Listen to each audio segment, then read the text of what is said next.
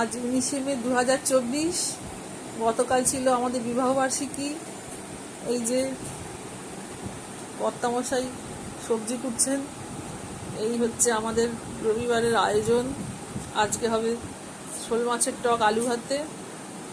পাঁঠার মাংস খাওয়ার ইচ্ছা ছিল গতকাল বিবাহবার্ষিকী উপলক্ষে, কিন্তু কেনা হলো না। নতুন ফ্ল্যাটের দুটো ছেলে কাজ করছে, ওরা আজকে খাবে আমাদের সাথে, 3টে ছেলে।